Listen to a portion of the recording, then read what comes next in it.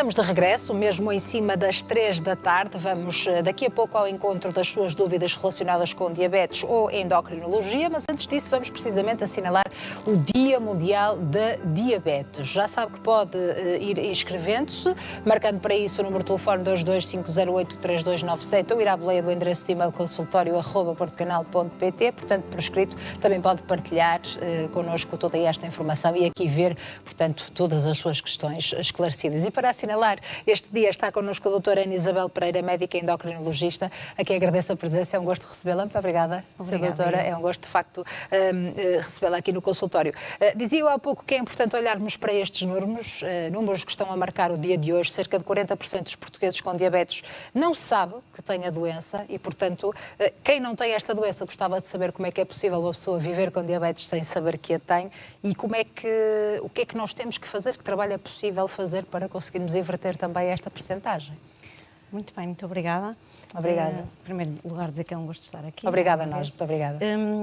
E dizer que sim, de facto, 40% dos indivíduos com diabetes não sabem que têm diabetes. E a diabetes é uma doença cuja prevalência tem vindo a aumentar. Não é só em Portugal, é uma prevalência que tem vindo a aumentar a nível global e a aumentar em paralelo com o aumento da obesidade. A diabetes tipo 2 está muito associada à obesidade e representa mais de 90% de todo o tipo de diabetes. Nós sabemos que em Portugal temos cerca de 14% da população com diabetes. 14% é muito. Temos mais de 1 milhão de pessoas com diabetes em Portugal, da qual, como eu disse, a diabetes tipo 2 é a mais prevalente. E a diabetes tipo 2, porquê é que há um número tão grande de pessoas que não sabe que têm a doença? Porque numa fase inicial a doença pode não ter sintomas absolutamente nenhum. Como nós dizemos, é uma doença silenciosa. Exatamente. E na diabetes tipo 2 o que acontece é que há um estado de insulinoresistência, há um aumento da produção do pâncreas de insulina para fazer face às necessidades do organismo e depois chega a certa altura em que há um desequilíbrio entre as necessidades de insulina e a capacidade de produção de insulina pelo pâncreas e aparece a hiperglicemia. A hiperglicemia só se manifesta e dá sintomas como, por exemplo, a polidipsia, poliúria, ou seja, muita sede, urinar muito, perder peso, muita fome. Só dá esses sintomas floridos numa fase avançada em que já temos glicemias muito elevadas. Mas durante anos as pessoas podem ter glicemias elevadas, já ao ponto de diagnóstico de diabetes, durante anos em nível de pré-diabetes, mas depois, durante anos, claro, em nível já com critérios para diabetes, sem ter sintomas absolutamente nenhuns.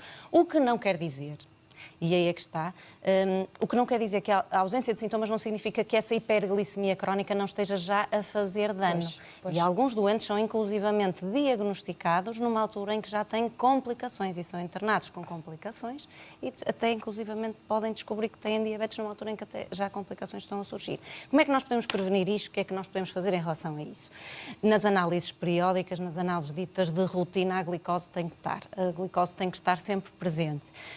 E naqueles grupos mais vulneráveis, grupos mais de risco, nunca esquecer de fazer esse rastreio. Pelo menos, esse rastreio pode ser feito uma vez por ano, de 2 em 2 anos, dependendo do grau de risco que a pessoa tenha. Mas nas análises periódicas, a glicose em jejum tem que lá estar, para podermos adiantar o diagnóstico. Podemos dizer que os valores de referência de pré-diabetes já é um tipo de diabetes? Portanto, já é um alerta, pelo menos. Já é um alerta. Nós sabemos que se nada fizermos quando as glicemias já estão, lá, entre os 100 e os 125 em jejum, se nada fizermos, o risco de aparecer a diabetes tipo 2 é grande e, portanto, alguma coisa tem que ser feita. E o que é que pode ser feito? E pergunta-me assim, o que é que deve ser feito? O que é que deve ser feito? O que é que deve ser feito para prevenir? Ou quando as glicemias, a sua glicemia está mais ou menos, isto está lá resvés, o que é que nós podemos fazer? No que diz respeito à diabetes tipo 2, nós podemos fazer muito porque a diabetes tipo 2 está fortemente relacionada com hábitos alimentares, portanto, com cuidados alimentares e com o exercício físico ou a ausência dele. E o que é que nós assistimos? Assistimos cada vez mais a mais sedentarismo e assistimos a hábitos alimentares que estão a ter cada vez mais prejuízo para os doentes. Saíram alguns estudos também recentes que revelam que a diabetes tipo 2 pode ser reversível com uma dieta muito restrita, mas nem todos os casos, imagino. Nem todos os casos. Há várias maneiras de nós podermos reverter a diabetes tipo 2. eu não diria, é claro que nós temos um dos exemplos paradigmáticos, como que estou a pensar agora na diabetes tipo 2 associada à obesidade mórbida, a cirurgia bariátrica, nós sabemos que reverte a diabetes tipo 2 com a perda de peso associada à própria cirurgia e com a cirurgia em si. E claro que uma dieta muito restritiva, ajudando a controlar peso, sempre que nós estamos a controlar peso, é preciso termos, eu acho que mais importante do que salientarmos a importância de dietas restritivas, é percebermos que sempre que nós estamos a controlar peso, sempre que nós estamos a combater a obesidade, estamos a combater a diabetes tipo 2. Pronto, isso mais do que nós sermos apologistas da dieta XY ou Z. Claro. Mas o controlo, uma dieta que seja equilibrada e que permita um controlo de peso, permite o controlo das duas doenças. E na sua maioria a diabetes tipo 2 está sempre associada à obesidade? 90% dos diabéticos tipo 2 têm excesso de peso ou obesidade. Pois. É brutal. Porque têm surgido casos também em pessoas mais jovens e até crianças, penso que já falamos sobre isso aqui no programa, com diabetes tipo 2. Verdade. Verdade, nós estamos a assistir a números crescentes de obesidade em idade pediátrica, desde a idade pediátrica, e com esse aumento da obesidade está a aparecer também a diabetes tipo 2. E como é que nós combatemos isto? Combatemos, lá está, com os pilares básicos que são a alimentação, o exercício físico e depois, obviamente, a medicação e todo um trabalho de equipa que tem que ser feito, que eu diria que são os quatro grandes pilares de tratamento.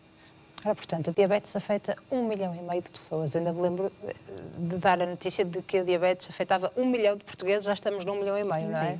A rondar este número. O que é a diabetes? O que é a diabetes? A diabetes é caracterizada por um aumento da glicemia no sangue. E porquê que há aumento da glicemia no sangue?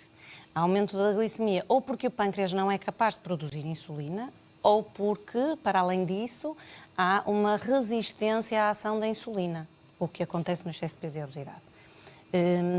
A maior parte da diabetes é diabetes tipo 2, não nos podemos esquecer que há outras formas de diabetes, a diabetes tipo 1, em que há uma perda da função pancreática em secretar insulina por fenómenos autoimunes e aí a pessoa fica dependente da insulina.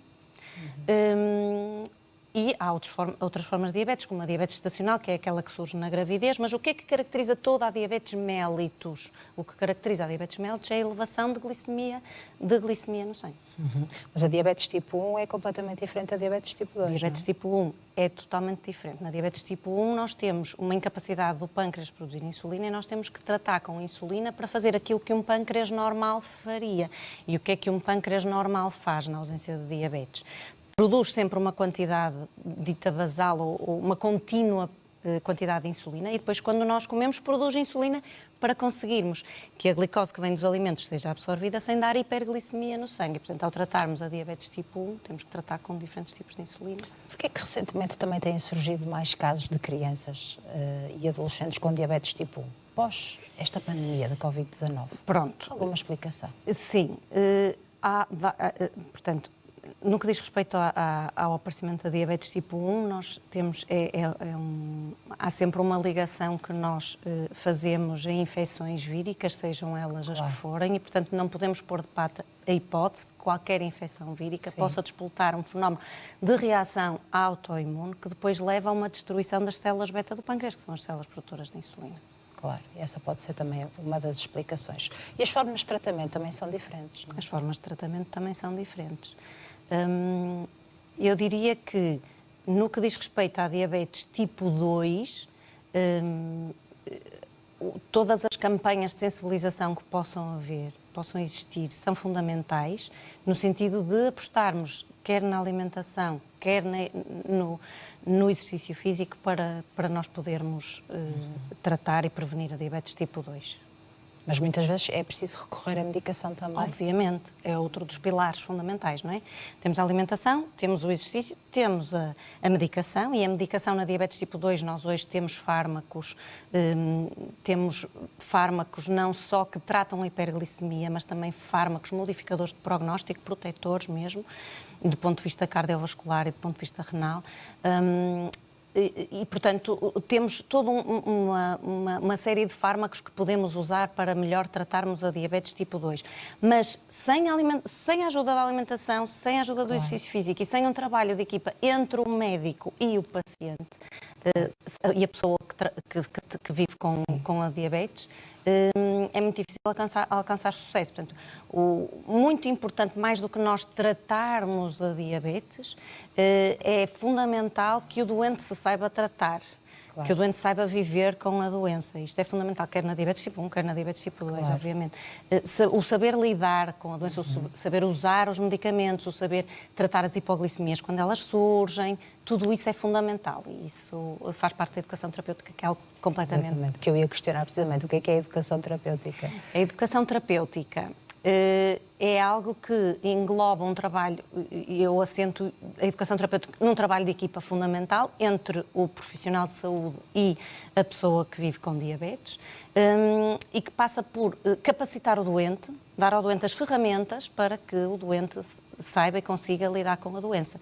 Só conseguimos fazer isso e só conseguimos orientar o doente se o doente também nos orientar a nós, também nos der feedback daquilo que lhe acontece. E, portanto, é fundamental uma comunicação eficaz entre os profissionais de saúde que tratam as pessoas com diabetes e a pessoa que vive com a doença. Houve uma grande evolução, não sei se diz respeito ao tratamento, mas pelo menos nos dispositivos, na forma como se mede a glicémia para as crianças e adolescentes, mesmo no combate ao estigma, acredito que ainda esteja presente em algumas situações, mas também há uma evolução nesse sentido. Sim. Isso tudo também faz parte da integração, não é, das pessoas com diabetes na sociedade e em vários contextos. Claro, e hoje o Dia Mundial da Diabetes é fundamental para isso mesmo, para combater esse estigma e para levantar uma capacidade de nós estarmos atentos àquilo que se passa, àquilo que é a doença e percebermos que a diabetes é uma doença com que se pode viver e viver bem anos e anos sem complicações. Não é necessário que elas surjam, elas podem não surgir.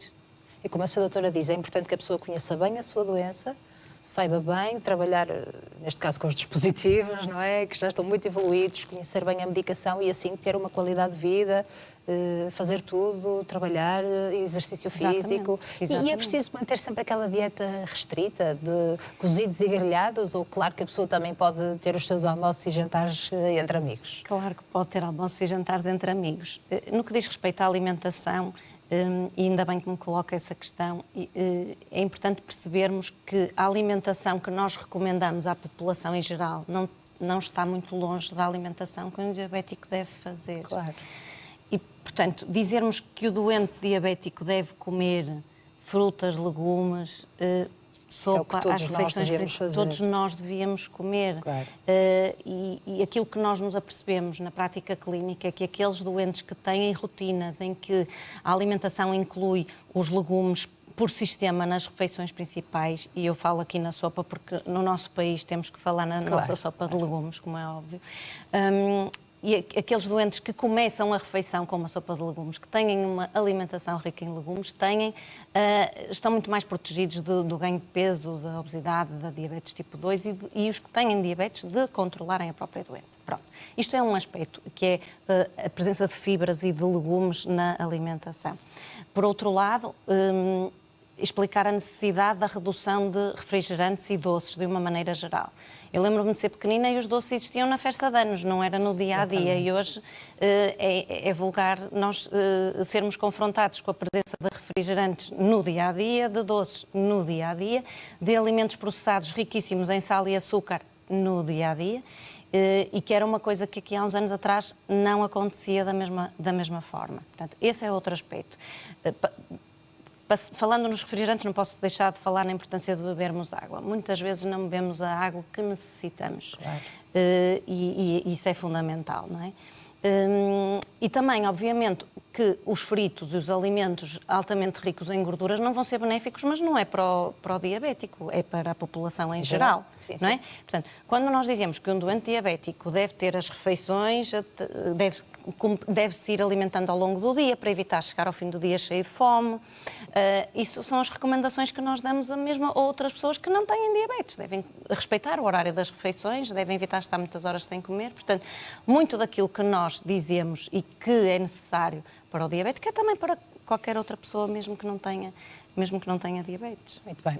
Sra. Doutora, muito obrigada pela sua presença e nos ajudar a assinalar então o Dia Mundial de Diabetes. Agora vamos ouvir as dúvidas dos nossos telespectadores. Já sabe que para isso deve marcar no telefone 225083297 ou participar por escrito através do endereço de e-mail consultório@portocanal.pt. Vamos fazer mais um curtíssimo intervalo. Estamos de regresso daqui a alguns minutos. Até já.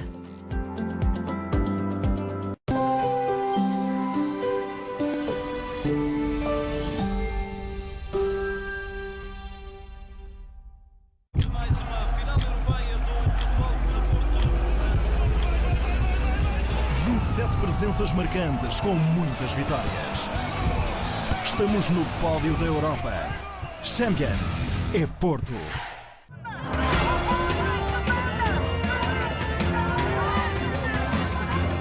Quero que esses de Lisboa venham aqui destruir o nosso património, o nosso bem-estar. Nós podemos morrer, mas para cada uma não, mandam-os que cá estão. Uma mina de lítio é uma pedreira. Passa a ser uma região mineira. É uma serra que é cortada a meio, portanto é uma coisa colossal. Eu pergunto se alguém gostava de viver ao pé de uma mina a céu aberto com estas dimensões, com todos estes impactos. Não vai querer perder o próximo Finanças a Contar. Vamos falar sobre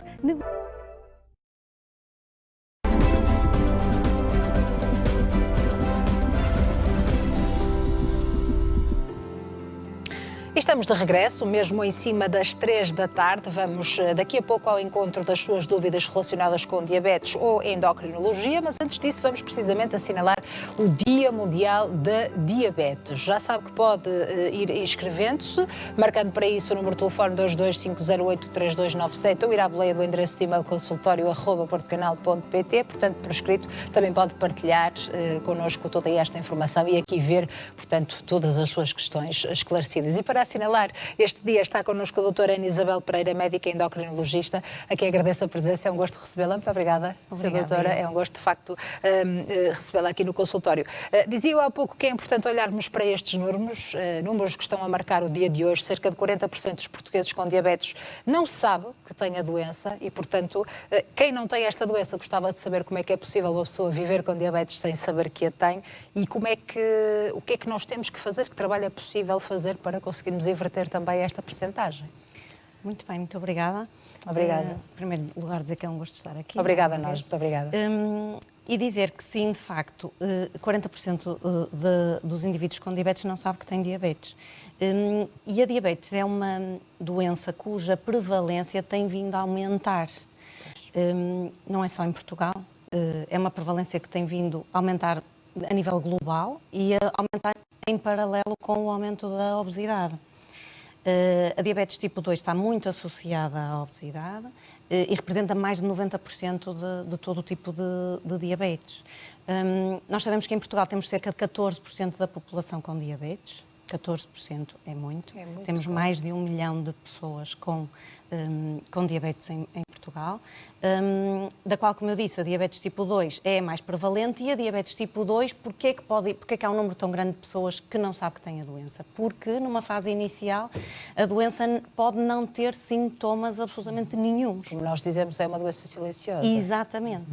E na diabetes tipo 2 o que acontece é que há um estado de insulinoresistência, há um aumento da produção do pâncreas de insulina para fazer face às necessidades do organismo e depois chega a certa altura em que há um desequilíbrio entre as necessidades de insulina e a capacidade de produção de insulina pelo pâncreas e aparece a hiperglicemia. A hiperglicemia só se manifesta e dá sintomas como, por exemplo, a polidipsia, poliúria, ou seja, muita sede, urinar muito, perder peso, muita fome. Só dá esses sintomas floridos numa fase avançada em que já temos glicemias muito elevadas. Mas durante anos as pessoas podem ter glicemias elevadas, já ao ponto de diagnóstico de diabetes, durante anos em nível de pré-diabetes, mas depois, durante anos, claro, em nível já com critérios para diabetes, sem ter sintomas absolutamente nenhuns. O que não quer dizer E aí é que está. O que não quer dizer que a ausência de sintomas não significa que essa hiperglicemia crónica não esteja já a fazer dano.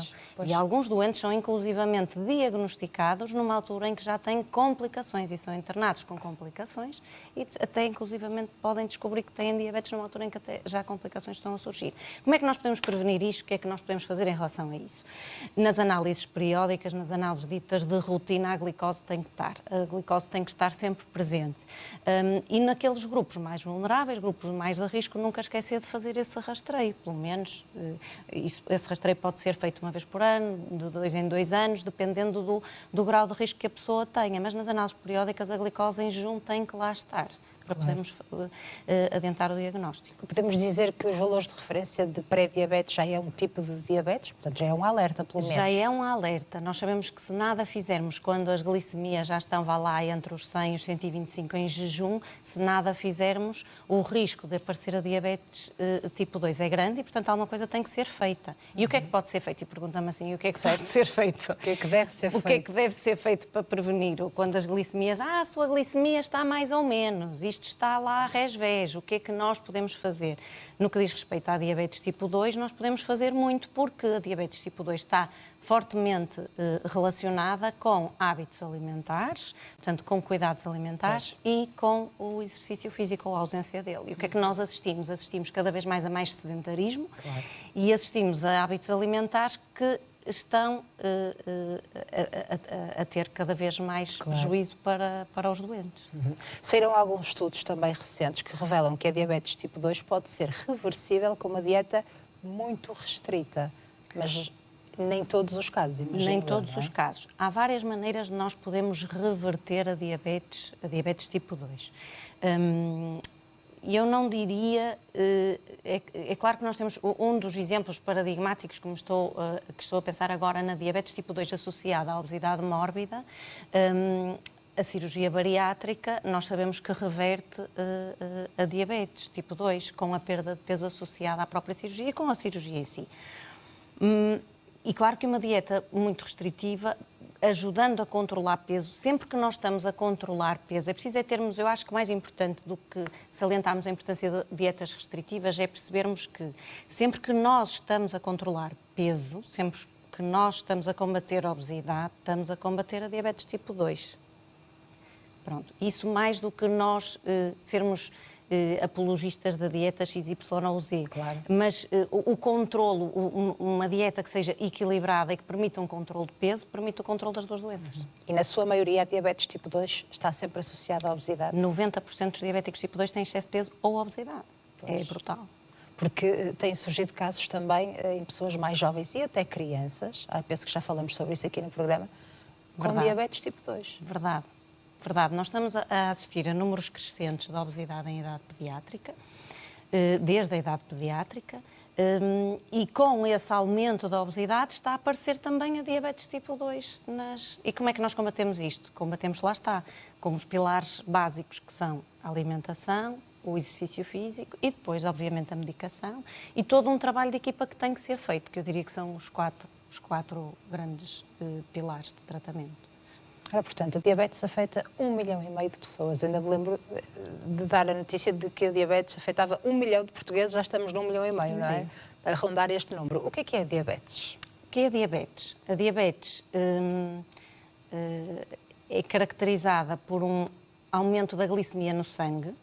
E porquê que há aumento da glicemia no sangue? Há aumento da glicemia ou porque o pâncreas não é capaz de produzir insulina, ou porque, para além disso, há uma resistência à ação da insulina, o que acontece no excesso de peso e obesidade. A maior parte da diabetes é diabetes tipo 2, não nos podemos esquecer que há outras formas de diabetes, a diabetes tipo 1, em que há uma perda da função pancreática em secretar insulina por fenómenos autoimunes e aí a pessoa fica dependente da insulina. E há outras formas de diabetes, como a diabetes estacional, que é aquela que surge na gravidez, mas o que é que caracteriza toda a diabetes mellitus? O que caracteriza a diabetes mellitus é a elevação de glicemia no sangue.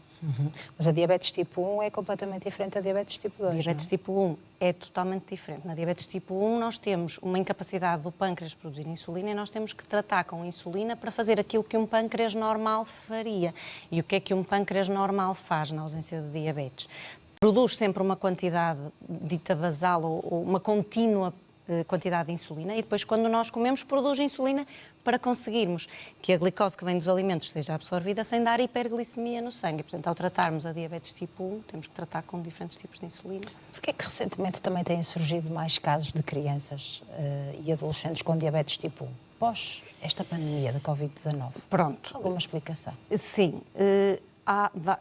Portanto, no que diz respeito ao aparecimento da diabetes tipo 1, nós temos, há sempre uma ligação que nós fazemos em infecções víricas, sejam elas as que forem, e portanto não podemos pôr de parte a hipótese de que qualquer infecção vírica possa despoltar um fenómeno de reação autoimune que depois leva a uma destruição das células beta do pâncreas, que são as células produtoras de insulina. Claro, essa pode ser também uma das explicações. E as formas de tratamento também são diferentes, não é? As formas de tratamento também são diferentes. Eu diria que, no que diz respeito à diabetes tipo 2, todas as campanhas de sensibilização que possam existir, são fundamentais, no sentido de apostarmos quer na alimentação, quer no exercício físico para nós podermos tratar e prevenir a diabetes tipo 2. Mas muitas vezes é preciso recorrer à medicação também. Obviamente, é outro dos pilares fundamentais, não é?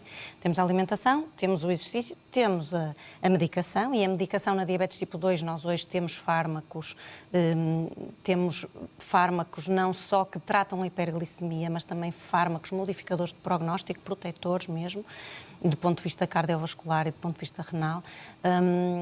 E, portanto, temos toda uma série de fármacos que podemos usar para melhor tratarmos a diabetes tipo 2.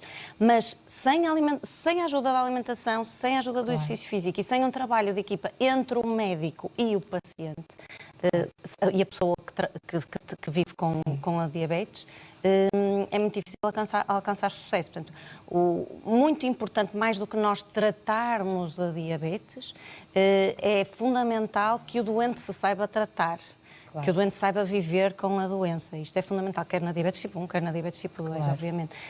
O saber lidar com a doença, o saber usar os medicamentos, o saber tratar as hipoglicemias quando elas surgem, tudo isso é fundamental e isso faz parte da educação terapêutica, que é algo completamente... Exatamente, que eu ia questionar precisamente o que é a educação terapêutica. A educação terapêutica é algo que engloba um trabalho, eu assento a educação terapêutica num trabalho de equipa fundamental entre o profissional de saúde e a pessoa que vive com diabetes, e que passa por capacitar o doente, dar ao doente as ferramentas para que o doente saiba e consiga lidar com a doença.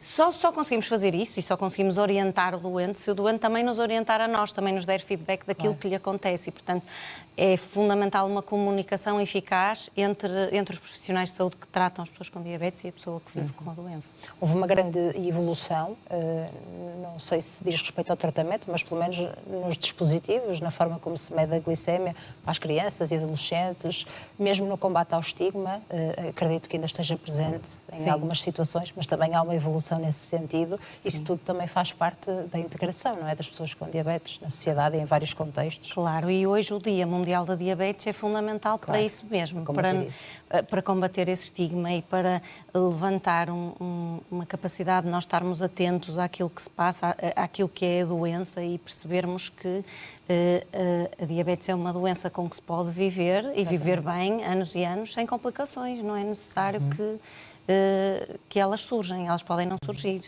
E como a sua doutora diz, é importante que a pessoa conheça bem a sua doença, saiba bem trabalhar, neste caso com os dispositivos, não é? Que já estão muito evoluídos, conhecer bem a medicação e assim ter uma qualidade de vida, fazer tudo, trabalhar, exercício físico. Exatamente. E é preciso manter sempre aquela dieta restrita de cozidos e grelhados, ou claro que a pessoa também pode ter os seus almoços e jantares entre amigos? Claro que pode ter almoços e jantares entre amigos. No que diz respeito à alimentação, E ainda bem que me coloca essa questão. É importante percebermos que a alimentação que nós recomendamos à população em geral não está muito longe da alimentação que um diabético deve fazer. Claro. E, portanto, dizermos que o doente diabético deve comer frutas, legumes, sopa, às refeições principais, todos nós devíamos comer. Claro.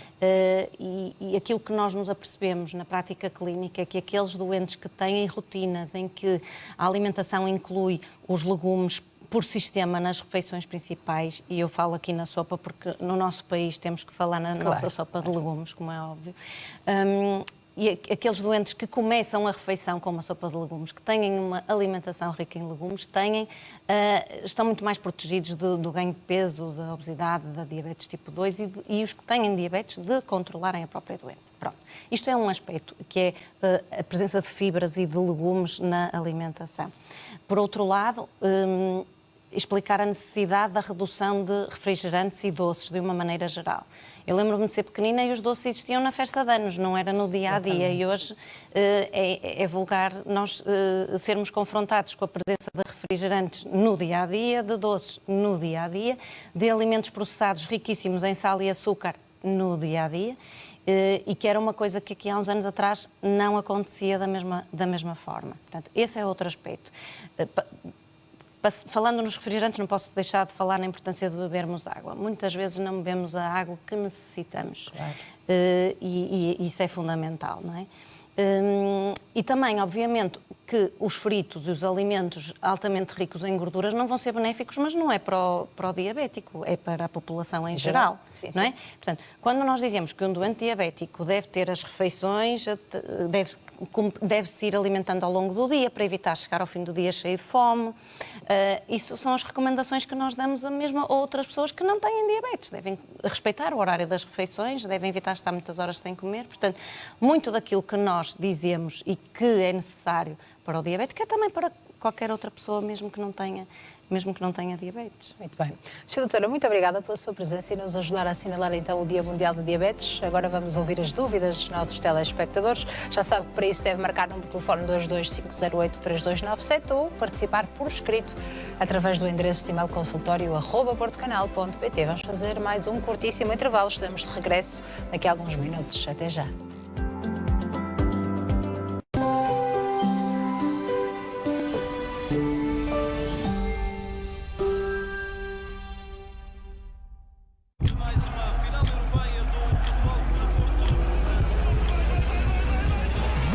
Presenças marcantes com muitas vitórias. Estamos no pódio da Europa. Champions é Porto.